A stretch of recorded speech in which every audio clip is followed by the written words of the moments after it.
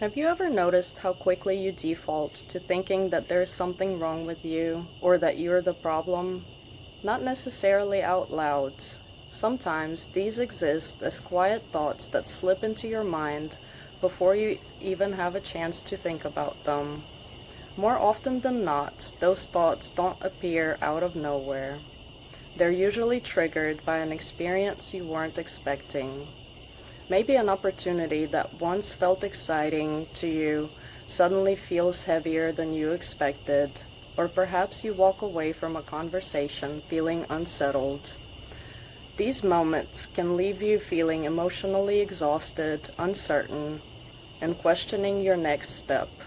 And almost instinctively, your mind begins searching for an explanation, and you start asking yourself, why is this happening to me?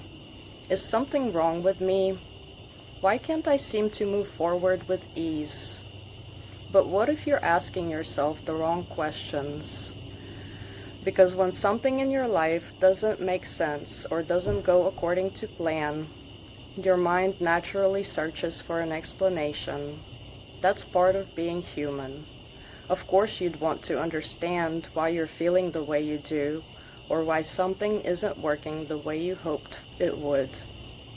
And if you've spent years taking care of everyone around you, it becomes surprisingly easy to assume that you must be the explanation that your mind is searching for. So before you've even had time to become curious, your mind has already reached a conclusion. Something must be wrong with me.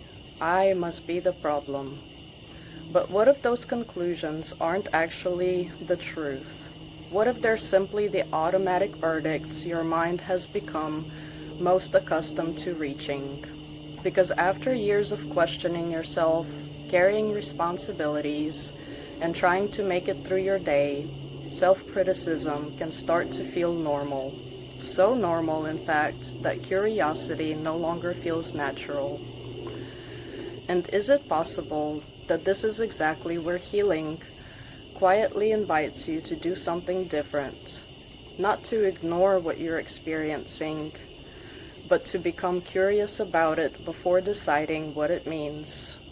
Because the moment we assign meaning too quickly, we stop investigating.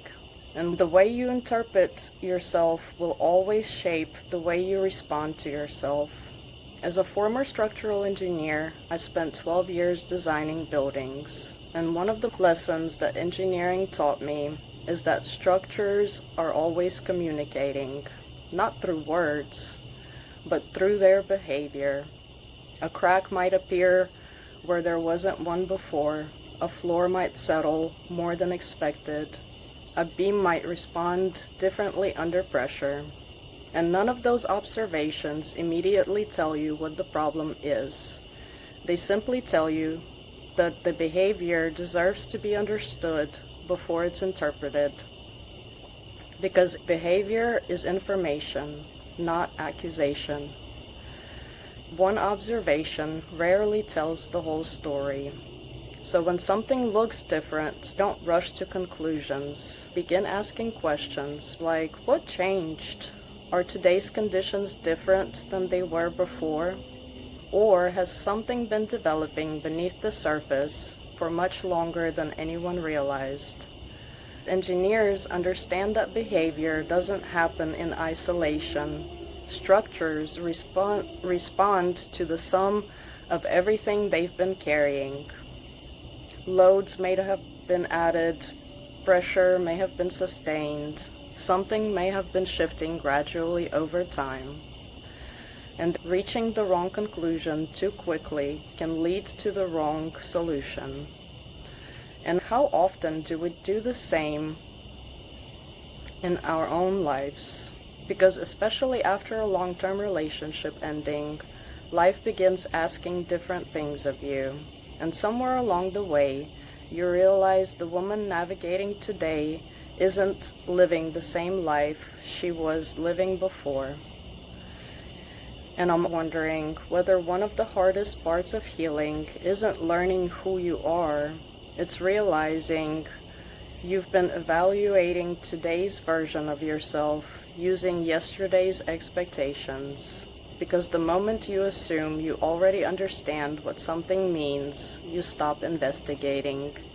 And when you stop investigating, you start misinterpreting. So when something suddenly feels heavier or slower or more emotional than you expected, what if that's not a sign that something is wrong with you? What if it's a sign that something within you had shifted? Because there is a difference between something being wrong and something being different. And when you give yourself space to understand that difference, everything begins to change. You stop standing in judgment of yourself, and you begin standing with yourself, trying to understand what's true instead of proving what's wrong. Because instead of asking, what's wrong with me, you start asking, what changed? And what has this season required from me that the previous season never did? And that question slows everything down. It creates space to notice what you've been carrying, even the things you didn't realize had weight. And none of that means you're the problem. It means you're becoming aware. And awareness is not something to fear. It's often the beginning of wisdom.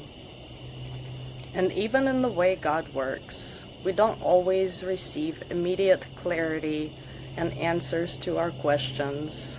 Not because something is wrong, but because something is being revealed over time. Perhaps that's one of the ways He works most gently in our lives, not by immediately changing every circumstance, but by slowly changing the way we interpret ourselves within those circumstances. Because these are things you can only recognize when you stop rushing to conclusions about yourself. And maybe that's where all of this comes together. Because if you've been quietly wondering whether something is wrong with you, if you've been carrying the weight of believing you're somehow the problem, or if you found yourself explaining every difficult emotion by assuming you failed in some way, I'd like you to consider another possibility. Perhaps your experiences were never trying to accuse you. Perhaps they were simply asking you to pay attention. Because there's a profound difference between treating an experience as a verdict and treating it as information. One immediately tells you who you think you are. The other invites you to understand what may have changed. And that's exactly what engineers do. They don't confuse observations with inspections or conclusions. They investigate first. They interpret the data. And maybe healing quietly invites us to do the same. Not because your emotions always have the answers, but because they deserve to be understood before they're used to define you. So if you've been asking yourself, what's wrong with me? Perhaps a better question might be, what is this experience trying to show me? Because those questions lead you in very different directions. One assumes you've already reached the verdict. The other leaves room to discover something you couldn't yet see. And maybe that's been the invitation all along. Not to become harder on yourself, not to rush toward another conclusion, but to become curious before deciding what your experiences mean. Because maybe you were never the problem. Maybe you've simply been interpreting yourself through the wrong lens. And sometimes changing the question changes everything. If today's message resonated with you, hit the like button, subscribe to this channel, or share this message with another woman who may need to hear it today. Thank you for being here on Irina's Avenue, and I'll see you in my next video. Bye for now.